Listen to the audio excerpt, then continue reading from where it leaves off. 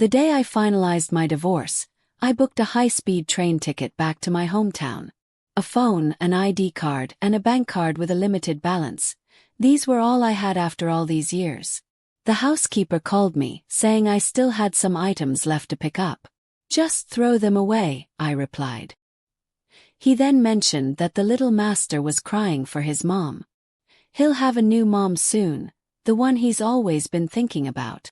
My son really takes after his father, even in the women they love. I used to be sad wondering why it couldn't be me. Now I think if he doesn't love me, then so be it. Before the train started moving, I said my final words over the phone. "Tell him not to worry. I'll never bother him again in this lifetime." After ending the call, I turned off my phone and changed the SIM card. From now on, this city has nothing to do with me. Sitting next to me was a little girl about my son's age, with big round eyes watching me warily. I used to love children, but now I like nothing. The little girl was quiet and well-behaved throughout the journey. It was her guardian who was loud, talking on the phone and cursing non-stop. I put on my headphones and closed my eyes for a nap. I don't know how much time passed before someone gently tugged at my sleeve. I opened my eyes and looked at her. "Auntie, my mom is missing. Can you help me find her?" the little girl asked, her lips pressed together. The seat by the aisle was empty. I didn't know what had happened, so I immediately called the conductor and the train police. After an investigation, they found that the little girl's mother had gotten off the train midway. She had looked back warily as she walked, afraid the little girl would follow her. In other words, the little girl had been abandoned. The carriage was filled with noise from the passengers' discussions. They spoke without restraint, right in front of the little girl, calling her mother heartless and saying how pitiful she was. The little girl sat quietly in her seat, motionless, neither crying nor making a fuss. I thought for a moment, then showed the train police my ID and left my home address and contact information. So when I got off the high-speed train, in addition to my phone, ID card, and a bank card with a limited balance, I also had a child with me. I officially settled down in my hometown. I tidied up the desolate little courtyard, planting fruits and vegetables. I framed my grandmother's portrait and hung it in the center of the living room. I named the little girl Felisa, giving her my surname Song. I completed the paperwork and got her registered. From then on, my household registration book was no longer a solitary page. Feli never smiles. She always has a serious look on her face, staring at me solemnly. She understands everything, mature beyond her years. Though she is only 4, she stands on a stool to cook porridge for me when I'm sick. I think of my own child, the Jiang family's little master Benjamin, who receives an entire ski resort as a gift when he wants to ski and an entire candy factory when he wants sweets. They are so different. Feli once asked me why I adopted her. She said she was just a burden. I patted her head and answered, "Because I was lonely. So can you keep me company?" She looked at me, silent for a long time, then nodded vigorously. "Okay, I'll stay with you forever." The days passed by. Feli started kindergarten. Feli started elementary school. Feli became a class monitor. Feli got into a fight. I was very surprised when I received the call from her teacher. Feli is an obedient child, very mature for her age. She wouldn't even give her classmates an extra glance, let alone get into a fight. In her words, they were too childish. I rushed to the school. The teacher met me at the school gate, looking helpless.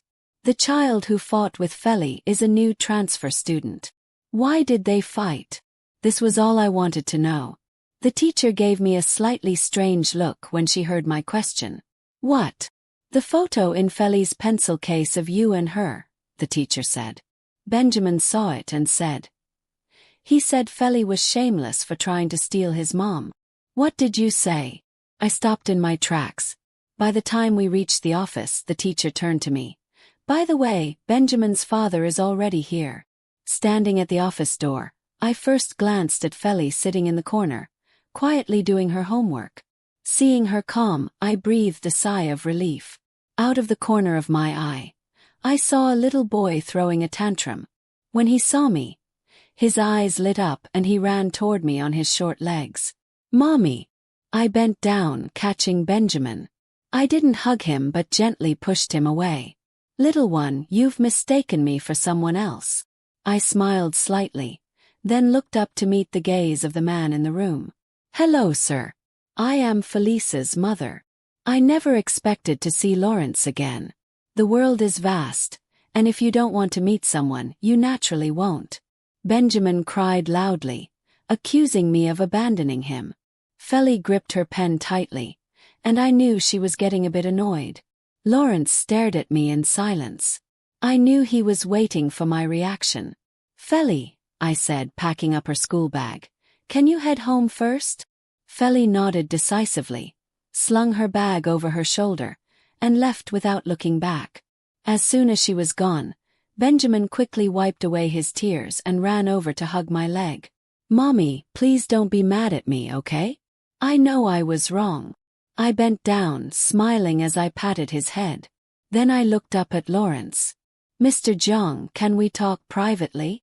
There's really nothing noteworthy about my past with Lawrence. When my grandmother was young, she helped the Zhang family by saving Lawrence's grandmother during a kidnapping. So over the years, the Zhang family always sent gifts during holidays. After I got into college, my grandmother was too old to travel and worried about me being alone, unable to adapt to the city's fast pace. She contacted the Zhang family and asked them to look after me. That year, when I came out of the train station with my luggage, I saw Lawrence leaning against a car casually playing with his phone. He was so dazzling that I wanted to use all the beautiful words I knew to describe him. Falling for him was the most natural thing in the world. I knew we were from different worlds and never thought of anything else. The moon hung high in the sky, and I was already content to be bathed in its light as I passed by. Lawrence and I attended the same university.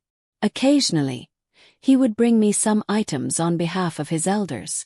Over time we became acquaintances. Later, I heard about Lawrence's love story with his childhood sweetheart. Their love was always entangled, with constant sweetness, quarrels, separations, and reconciliations.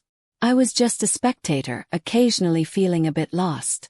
In my third year, I started an internship far from the university, so I had to commute long distances every day. Once, I ran into Lawrence, and he casually asked how I was doing. I told him the truth.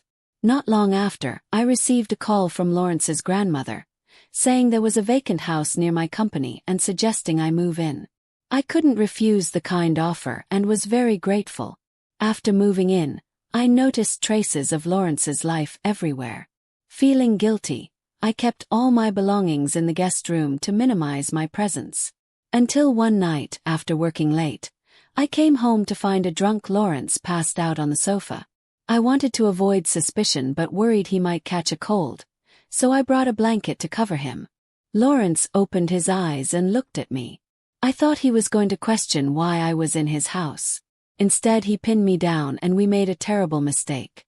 Nowadays, I don't really remember much about that chaotic night. The human body has a self-protective mechanism. Sometimes, when things are too painful, they gradually fade away. In my life so far, I've only been with one person once. And he called out someone else's name. Thinking back, Lawrence has only ever called me by my name once. On the day we first met at the train station, he looked me up and down and said, "Julia." "Yes, I am. If life were as it was at first sight, why would the autumn wind bring sorrow to painted eaves?" The campus was silent after school. Lawrence and I stood at the end of the corridor, a vibrant green backdrop behind us. "Didn't you want to talk privately?" Lawrence asked. "Say what you need to say." Since he initiated it, I didn't hesitate. "What have you been telling Benjamin these past few years?" "What?" "We've been divorced for 4 years. In these 4 years, I've kept my promise not to appear and have been sending child support to your account every month on time. Children's memories are short. Besides, Ben never liked me as his biological mother. If no one had been reminding him constantly, he wouldn't still remember me, let alone have feelings for me." Lawrence turned his head away. "I haven't said anything to him. It's his grandmother who's been reminding him." "Then why the transfer?" He's been clamoring to come find you, Lawrence paused. I couldn't stop him. Of course, Benjamin is the apple of the Jiang family's eye. Whatever he wants, he gets. Even Lawrence has no principles when it comes to Benjamin. I lowered my gaze, quietly contemplating. After a while I smiled. It's fine. Once his expectations are shattered, he'll naturally want to go back. I've never been a likable person. Once Benjamin spends enough time with me, he'll realize that his memory has idealized me. In reality, I'm still the unlikable, annoying biological mother who will only lower his status. After returning to my hometown, I opened a small restaurant to make a living. Since I couldn't manage alone, I limited the number of customers. Slowly, it gained popularity and became a trendy spot among tourists. 18-year-old Julia wanted to be a successful woman making millions a year, so she studied computer science. 28-year-old Julia only wanted to guard this small restaurant of less than 100 square meters and quietly spend the rest of her life. Since transferring schools, Benjamin would be brought to my restaurant by a driver every day after school. He's a smart kid who only showed his bratty side on our first day of reunion. Lawrence rarely appeared. Most of the time, the person accompanying Benjamin was the driver. I didn't understand what the Jiang family was thinking. They valued Benjamin so much, yet they trusted him alone in this remote little town.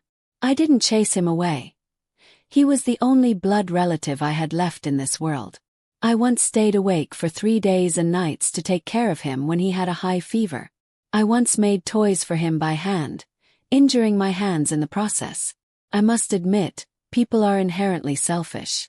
When I did those things for him, I didn't expect anything in return. But after all my efforts, I was somewhat hurt by his disdain, aversion, and dislike. When he was little, he was very attached to me. He needed me to sleep, and he needed me to carry him when we went out. I relied on his dependence on me to endure countless cold stares and grievances at the Jiang family. But as he began to develop his own will, learned to walk and learned to say no, he gradually stopped liking me. Because I would stop him from eating too much candy and sternly educate him when he was being naughty. Children don't discern right from wrong. They only know that I often restricted him, so naturally, he didn't want to be close to me anymore.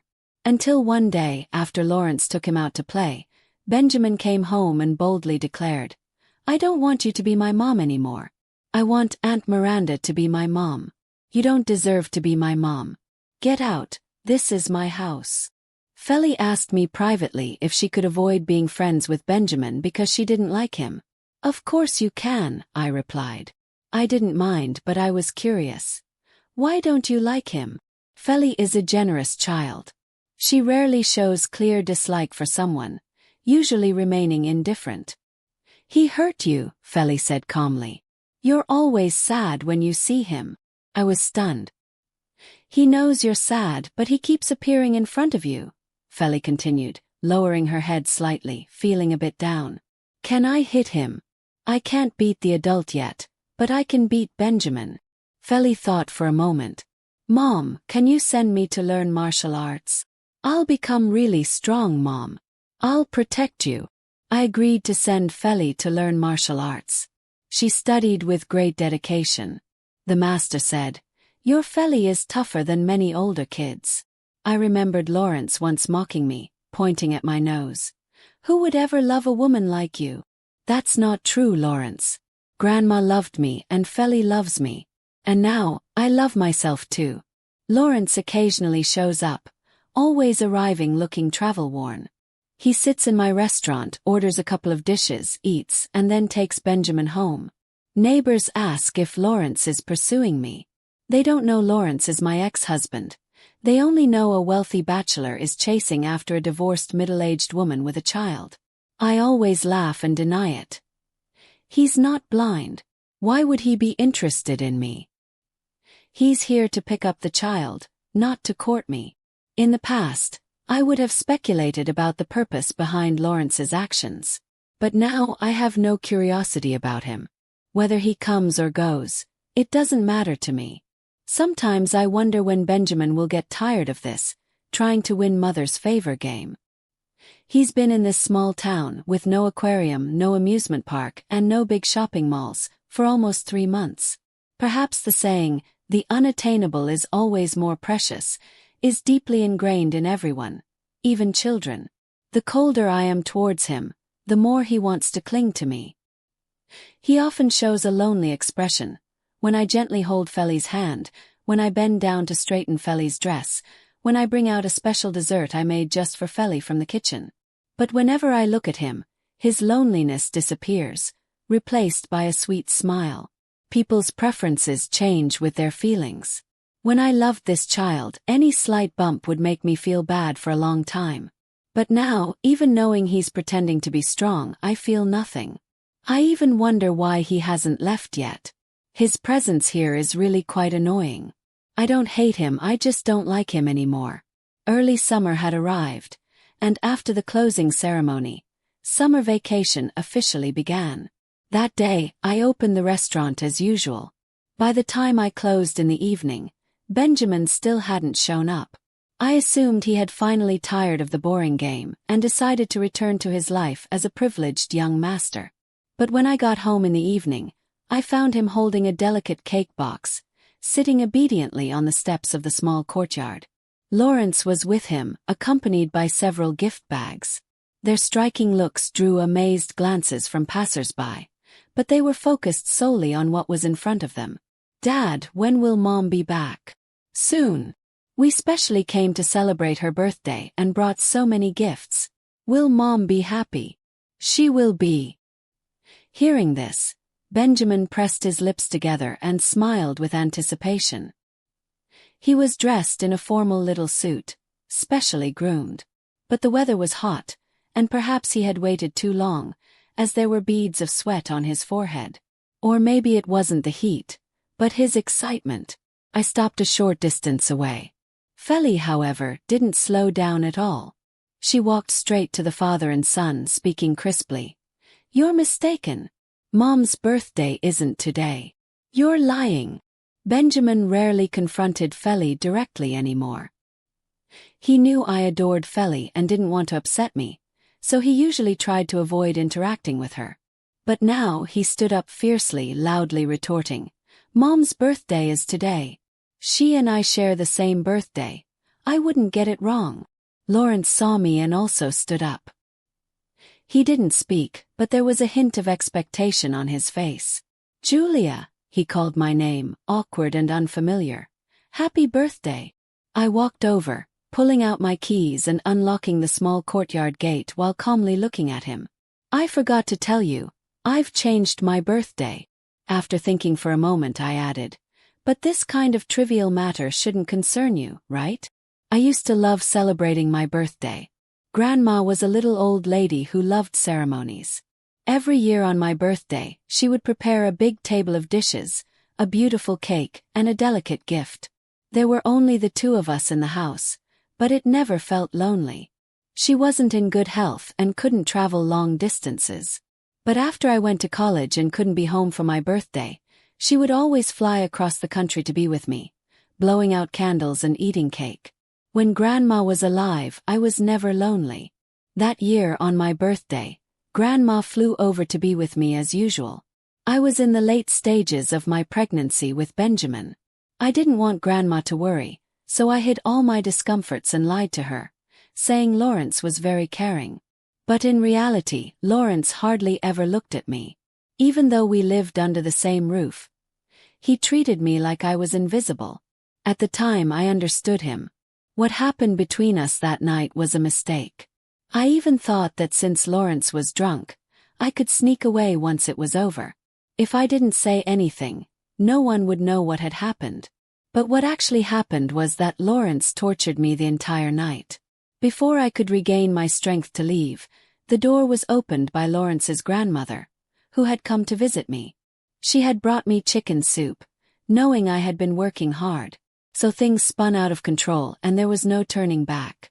Lawrence's grandmother wasn't interested in the young people's emotional entanglements. She only knew that Lawrence had ruined my reputation and had to take responsibility. She didn't care if Lawrence had a lover, if the Jiang family was happy with me as a daughter-in-law, or if I wanted to marry Lawrence. She only cared about not wronging me or my grandmother.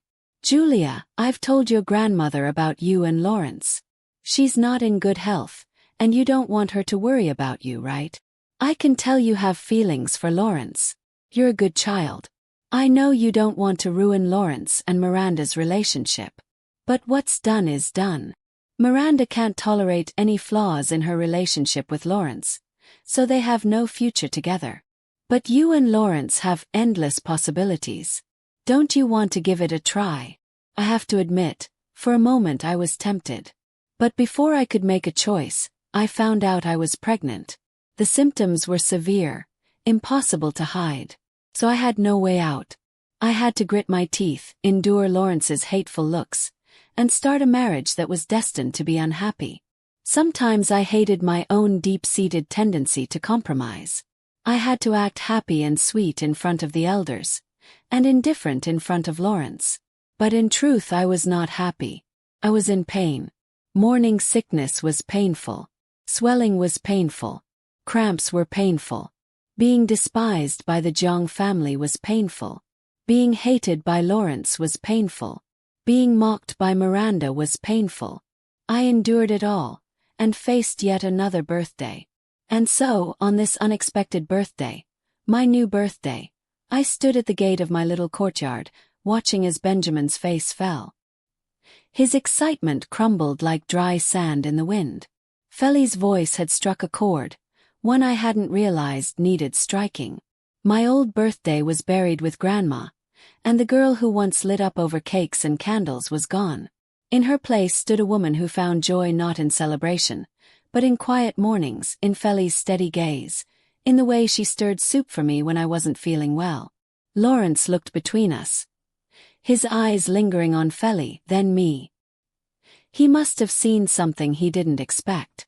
Not the woman who once clung to his shadow, not the girl who let herself be erased, but someone else entirely. Benjamin stepped forward, confused and stubborn. "But, it's our birthday," he whispered, his small voice cracking under the weight of expectation. I crouched down, finally meeting his eyes, not with the guilt or desperation he was used to seeing, but with calmness. A soft smile touched my lips. "Happy birthday, sweetheart," I said gently. "You should go home now." His eyes welled up. "But I wanted to celebrate with you." "I know," I said, brushing a sweaty curl from his forehead. "But birthdays are just one day. Life is every other day. And mine doesn't include tantrums or tests of loyalty." He opened his mouth, ready to argue, but Lawrence placed a hand on his shoulder. "Let's go, Ben." The boy turned to his father in disbelief. "Dad." "No more pushing," Lawrence said quietly. "We've done enough of that." For the first time, Lawrence didn't give in to his son's demands. Maybe he saw, too, that this game had run its course. That the mother Benjamin imagined didn't exist anymore, if she ever had at all. As they walked away, carrying their untouched gifts, I felt no ache, no regret. Only peace. Feli came to stand beside me, her small hand slipping into mine. "You handled that well," she said. "So did you," I replied. Inside I lit no candles. No cake waited. But Grandma's photo sat on the table, smiling softly, and Feli made her famous egg-fried rice while I chopped vegetables. We ate by the window, the scent of jasmine drifting in, the stars blinking awake above us. Later that night, as I tucked Feli into bed, she looked up at me and said, "You're not lonely anymore, are you?" I kissed her forehead and smiled. "No, baby. I'm not. Because love isn't about blood. It's not about birthrights or names on invitations. Love is showing up every day, even when it's hard. Even when no one is watching. And in my little courtyard, with my second-hand heart and my borrowed daughter, I had everything I needed. The past could stay where it belonged, in the rear-view mirror, fading with every turn of the road.